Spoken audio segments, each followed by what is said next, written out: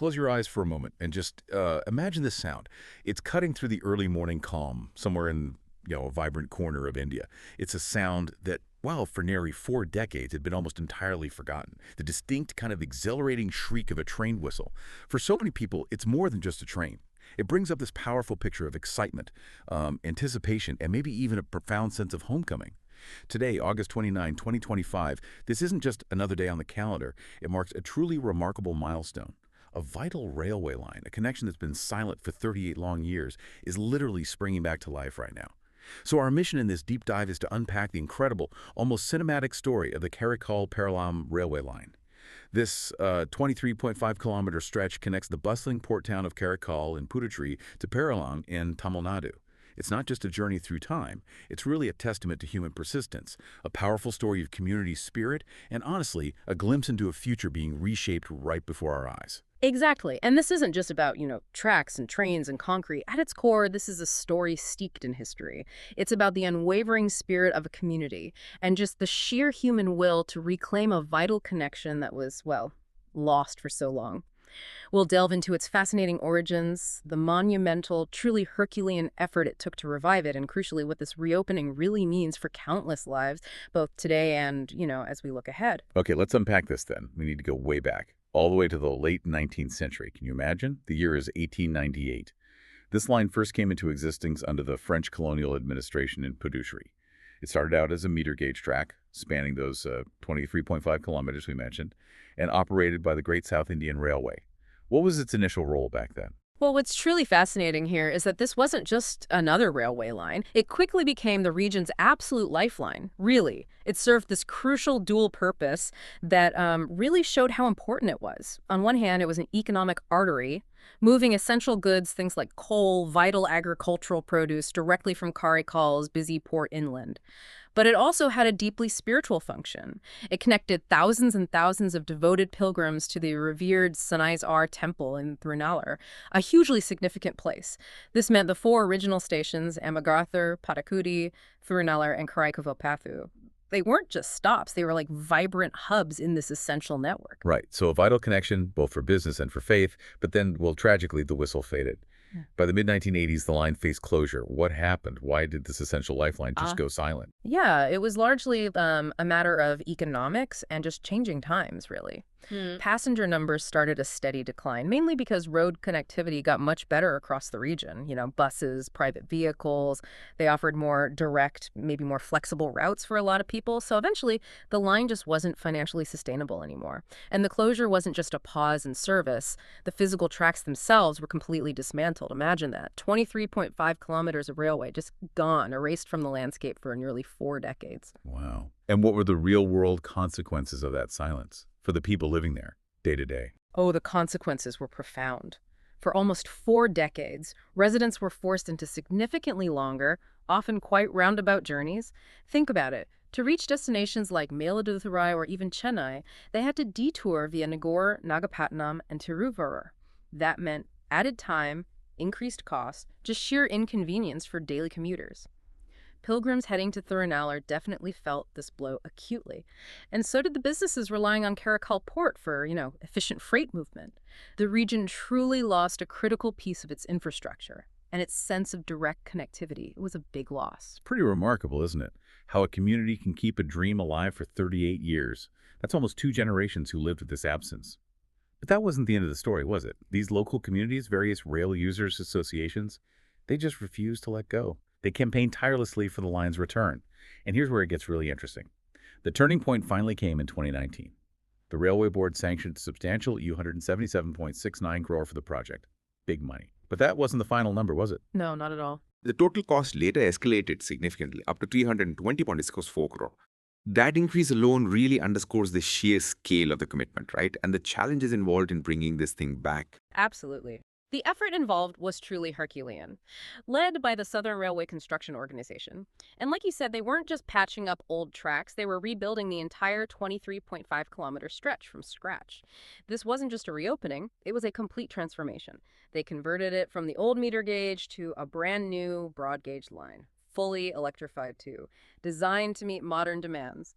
It was a Well, a complete engineering marvel, honestly, and the infrastructure they put in place is genuinely impressive. We're talking more than just tracks here.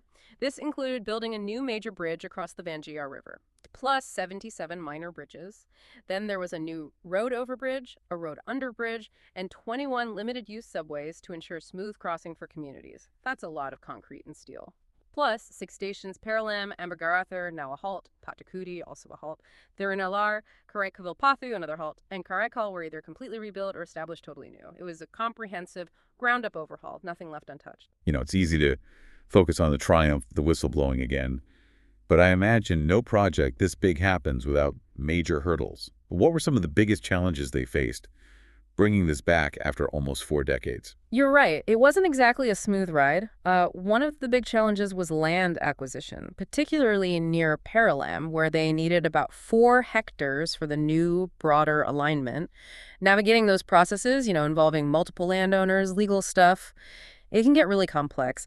And just as crucial was the meticulous coordination needed between the Karaikal District Administration and the Tiruvara District authorities.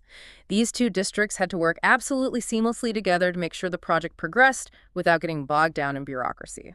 Okay, so once the physical stuff, the tracks, the bridges was in place, what about getting it approved for actual use? Yeah. Especially for passenger trains. That sounds like a whole process in itself. Oh, indeed.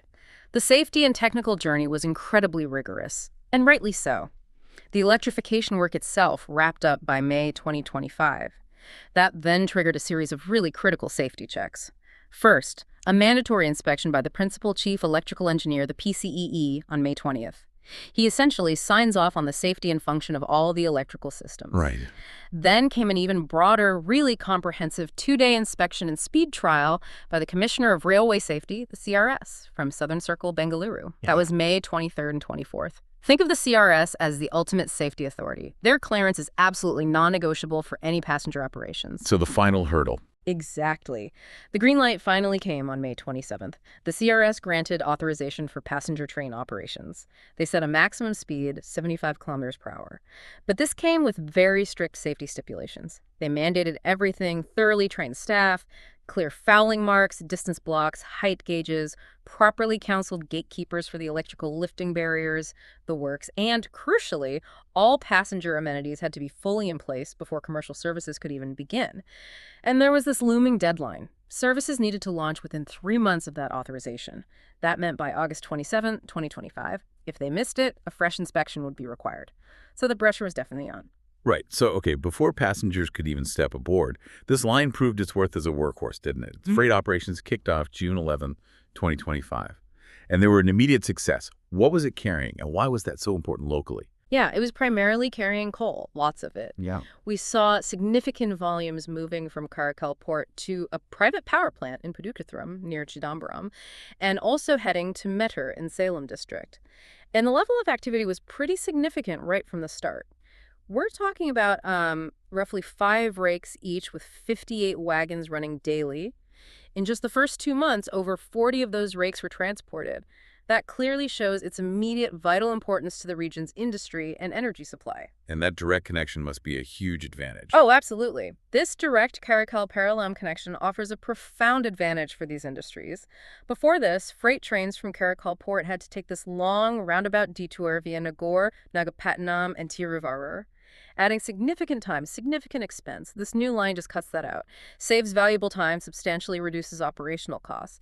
And this efficiency is expected to attract even more freight traffic. It really solidifies Karaikal's position as a key trade hub, not just locally, but potentially for wider national supply chains, too. Okay, so now let's bring you right back to today, August 29th, 2025. The air is absolutely buzzing because the much-anticipated first passenger train is finally rolling down those tracks. And it's not just any train, right? It's a mainline electric multiple unit, a MEMU special. And it's strategically operated to cater to the annual Velankanni festival, which draws thousands and thousands of pilgrims. So let's trace its path on this inaugural run, this MEMU special. It's more than just a train today. It's a strategically timed lifeline. It runs from Villapuram down to Nagapattinam. And look at the key halts: Chidambaram, Mayiladuthurai Junction, and of course, Thirunallar and Karaikal. Why these specific stops and timings? Departing Villapuram at 9:10 a.m., making it a daytime journey, reaching Nagapattinam by 1:05 p.m., and then returning by 5:30 p.m. It seems clearly designed to maximize access for the thousands of pilgrims heading to the Velankanni festival.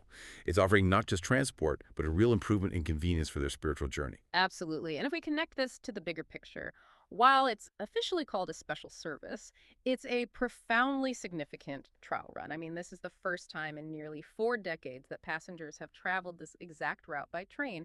It's reviving a connection that, well, once really defined the region. And the fact that it features unreserved general second-class coaches, that's also very important. It ensures broad accessibility for all commuters and pilgrims. It really makes it a people's train for this momentous day. Mm-hmm. And its stop at Mailaduthurai Junction is key, isn't it? Because that opens up the wider rail network. Places like Chennai, Tirupati, beyond. It really expands the reach for these local communities. And it's worth mentioning, too, those two interstate express specials, the Lokmanya Tilak Terminus Velankanni and the Charlapalli Thiruvarur. They ran on August 27th and 28th, but they specifically did not halt between Peralam and Karaikal, which makes today's MEMU run even more impactful for local connectivity, offering that immediate direct access those other trains didn't provide. So, okay, beyond the amazing engineering and the trains actually running, what does this really mean for the people whose lives it touches directly? What are the communities themselves hoping for from this revived lifeline now that it's finally back? That's the crucial question, isn't it? Because while the physical line is restored, the aspirations are deeply human. They run deep. We've actually been hearing a lot directly from various local voices, and their expectations are quite clear. For instance, V. Ramadas, he's the vice president of the Thirunallar Chamber of Commerce. He immediately highlighted its huge potential for pilgrims visiting the Saneeswarar temple. He noted the station's proximity makes it far easier than, say, taking a bus or taxi. Then there's M. Rajadurai, a consumer activist from TR Patnam. He's really urging Southern Railway for regular daytime services to Viluppuram or Chennai. He's underscoring the significant time and cost savings this would bring for everyday commuters and local businesses. So practical benefits, but also bigger picture connections. Exactly. And then you have VR Danasilane. He's from the Tiruchi Divisional Railway Users Consultative Committee. He's advocating for a daily service straight to Puducherry, acknowledging Karaikal's administrative ties as a union territory. That makes sense. And he also suggests extending the Tirupati-Viluppuram Intercity Express all the way to Karaikal via this new Peralam line, which would cleverly connect 3 major religious destinations, Tirupati, Tiruvannamalai, and Thirunallar, creating a powerful pilgrimage circuit. That's smart. Yeah. And MMA Sithik, secretary of the Nagore Nagapattinam Rail Users Association, he's proposing diverting several long-distance trains like the Karaikal-Tambaram Express, Karaikal-Bengaluru, Karaikal-Mumbai LTT Express, operate via the new line from Velankanni. This would get rid of engine reversals, which are a major time sink at terminals. Right. Always slows things down. Exactly. And he also advocates for a dedicated daytime Velankanni-Chennai-Egmore service. So yeah, the vision is definitely far broader than just this initial run. And this transformation isn't just about the line itself, but also about the individual stations, right? Peralam, for instance. It's now being reimagined as a crucial railway junction, linking the Karaikal-Peralam line into the wider Southern Railway network. That's truly a pivotal moment for that town, giving it a renewed sense of purpose and connectivity. And the forward-looking benefits of electrification, we really can't overstate those. It aligns perfectly with Indian Railway's broader sustainability goals, drastically reducing carbon emissions, which is critical in our current climate. Beyond that, it paves the way for smoother, faster journeys. And it even opens up the exciting possibility of modern high-speed trains. You know, maybe even the Vande Bharat Express operating on this line sometime in the future. It's really building for tomorrow. So it's a moment of celebration. Absolutely. Yeah. Huge achievement. But the journey isn't entirely complete yet. What challenges still lie ahead as this line moves from being this celebrated revival to being a fully integrated everyday part of the region's transport network? Well, the most immediate challenge, frankly, is the delay in launching the regular daily passenger services. We're now 2 months past that CRS clearance we talked about, and the crucial approval from the Railway Board in New Delhi is apparently still pending. This raises an important question. The CRS's 3-month deadline for operations, which was August 27th for those regular services, has effectively been missed. Now, this likely means a fresh inspection will be required before those daily services can truly begin. And that could unfortunately introduce further delays. Right. And beyond the official approvals, what about the more tangible things, the human element of readiness at all these new and rebuilt stations? That's an excellent point. Because while the tracks and the electrification are solid, ensuring all those essential passenger amenities are fully in place is vital. We're talking functional ticket counters, comfortable waiting rooms, clear signage, accessible platforms, making sure they're ready at all stations. Especially the smaller halt stations like Ambagarthar, Padakudi, and Karaikal-Peralam, those need attention too. And the consistent appointment of train halt agents, the people who issue unreserved tickets at these smaller stops, needs to be fully operational across the entire line. These are the details, that really make the difference for daily commuters. Yeah, the nuts and bolts. Exactly. And ultimately, this raises a bigger question for all of us watching this unfold. How will this line truly reshape the region for the long term? Its potential is immense. It can deeply connect Karaikal to major cities. It can serve smaller towns as a vital lifeline for commerce, for daily commutes. And it can significantly strengthen Karaikal Port's role in regional trade and pilgrimage. It's this dynamic interplay of economic growth and profound social impact, just bringing people and opportunities closer together. So when you step back, this reopening is far more than just a logistical or an engineering feat, isn't it? It's really a profound testament to the resilience of these communities, a celebration of their unwavering spirit that kept this dream alive for 38 years. It is unequivocally a powerful symbol of progress, connectivity, and, well, hope for a brighter future for an entire region. So we've taken quite an incredible deep dive today into the Karaikal-Peralam railway line. From its 19th century origins under French colonial rule, through those long decades of silence, to its vibrant rebirth today, August 29, 2025. It's a truly powerful narrative, isn't it? About how the past can genuinely shape the future in the most unexpected and enduring ways, reminding us that sometimes a lost connection can indeed be found again.